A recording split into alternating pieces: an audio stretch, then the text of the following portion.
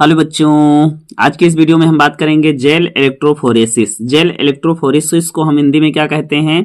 वैद्युत कण संचलन कहते हैं। क्या कहते हैं? वैद्युत कण संचलन कहते हैं। इसको अंग्रेजी में हम लोग जेल इलेक्ट्रोफोरेसिस कहते हैं, हिंदी में वैद्युत कण संचलन कहते हैं। ये जेल इलेक्ट्रोफोरेसिस को सबसे पहले किसने बताया था? फर्डिनेंड फ्रेडरिक रियूस ने बताया था। किसने बताया था? फर्डिनेंड फ्रेडरिक रियूस ने बताया था, सन 1807 में बताया था। इसमें डीएनए, आरएनए तथा प्रोटीन पृथक की जाती है। क्या होता है? देखिए, एक इसमें अपैरेटस होता है जिसमें डीएनए अलग किया जाता है, आरएनए अलग किया जाता है और प्रोटीन पृथक की जाती है। आप ये कह लीजिए कि एक प्रकार का यंत्र है, एक प्रकार की टेक्निक है जिसमें इसमें यहाँ जो है डीएनए, आरएनए, प्रोटीन का मिक्सचर होता है। तो उसमें से डीएनए अलग किया जाता है, आरएनए अलग किया जाता है और प्रोटीन अलग किया जाता है। और प्रोटीन अलग करने, डीएनए अलग करने और आरएनए अलग करने की तकनीक को हम लोग जेल इलेक्ट्रोफोरेसिस कहते हैं। ठीक है, अभी आप लोगों को हम बताएंगे कैसे होता है। इसमें डीएनए को रिस्ट्रिक्शन एंडोन्यूक्लियेज एंजाइम से काटते हैं। यहाँ पर लिखा हुआ है REE, रिस्ट्रिक्शन एंडोन्यूक्लियेज एंजाइम से काटते हैं और इसमें डीएनए का खंडन हो जाता है। जब रिस्ट्रिक्शन एंडोन्यूक्लियेज एंजाइम से काटते हैं तो खंडन हो जाता है। डीएनए खंड जो होते हैं वो ऋणावेशित होते हैं, क्योंकि डीएनए क्या है? एक प्रकार का न्यूक्लिक एसिड है। आप डीएनए का पूरा नाम अगर कहेंगे तो डीऑक्सीराइबोन्यूक्लिक एसिड, और एसिड जो है तो ऋणावेशित रहेगा, है ना। इन्हें वैद्युत क्षेत्र के माध्यम के द्वारा एनोड की ओर, एनोड की तरफ जो है बलपूर्वक भेजकर अलग कर लिया जाता है ना। क्या होता है? इस पर माइनस चार्ज होता है तो एनोड की तरफ जो है ये क्या करते हैं? चले जाते हैं भाई। शैवाल से प्राप्त जो है, यहाँ पर आप देख सकते हैं, देखेंगे जो वो अपैरेटस होता है उसमें क्या भरा होता है? एगेरोज भरा होता है। अब ये एगोरोज पूछा जाता है कि एगोरोज किससे प्राप्त होता है?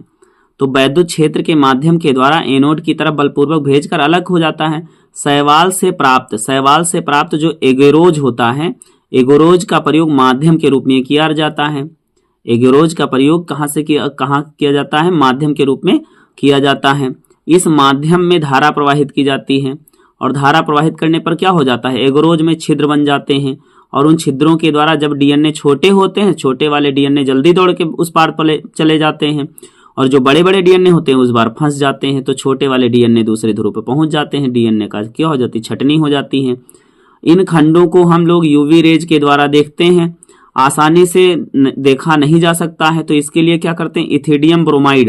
इथिडियम ब्रोमाइड से रंगा जाता है और इन खंडों को आसानी से देखा जा सकता है। अब हम बात करेंगे कि डीएनए जो है, यहां पर आप देखेंगे ये बड़ा इंपॉर्टेंट क्वेश्चन है, आपसे पूछा जाता है कि डीएनए खंडों की पहचान को हम लोग क्या कहते हैं? सदर्न ब्लॉटिंग कहते हैं। क्या कहते हैं? सदर्न ब्लॉटिंग कहते हैं। एंड आरएनए खंडों की पहचान को हम क्या कहते हैं? नदर्न ब्लॉटिंग कहते हैं। और प्रोटीन खंडों की पहचान को हम वेस्टर्न ब्लॉटिंग कहते हैं। तो ये इंपॉर्टेंट टॉपिक है, इंपॉर्टेंट शार्ट नोट है। इसको आप लोग जो है एक बार पढ़िएगा और पढ़ने के बाद में यहाँ पर आप देख सकते हैं बहुत अच्छे से शार्ट नोट को लिखा गया है। तो आप नोट करके, लिख करके जरूर देख लीजिएगा। अब हम बताते हैं कि इसमें डायग्राम कौन सा बनेगा। तो देखेंगे यहाँ पर ये जो आपको दिख रहा है, ये जेल इलेक्ट्रोफोरेसिस की प्रक्रिया में यहाँ पर क्या गया है? ये ऋणावेशित है, एक तरफ ऋणावेशित होता है और यहाँ पर आप देख लीजिएगा ये ऋणावेशित होता है और ये धनावेशित होता है। यहाँ पर देखेंगे ये धन का आवेश, ये टी है, यहाँ पर धनावेशित है। तो जब डीएनए के पार्टिकल्स यहाँ पर डाले गए हैं और इसमें बिजली जो है यहाँ पर धारा प्रवाहित की गई तो पोर बन गए। देखिए पोर बन गए हैं, ठीक है, छिद्र बन गए हैं। तो इस पे जब डीएनए डालेंगे, डीएनए पर ये माइनस चार्ज, इधर प्लस चार्ज, तो डीएनए के पार्टिकल्स क्या करेंगे? दौड़ेंगे और यहाँ पर जब आएंगे तो एक बैंड बन जाएगा। देखिए बैंड बन रहा है। तो ये बैंड जो होगा बताएगा कि डीएनए ये वाले खंड इतने हैं, ये वाले खंड इतने हैं। तो इससे हम लोग क्या करते हैं? डीएनए फिंगर प्रिंटिंग भी कर लेते हैं ना, डीएनए फिंगर प्रिंटिंग भी कर लेते हैं। ठीक है, तो आप लोगों को बताइए जो है समझ में आ गया है? बोलिए भाई, समझ में आ गया है? समझ में आ गया है तो बहुत अच्छी बात है।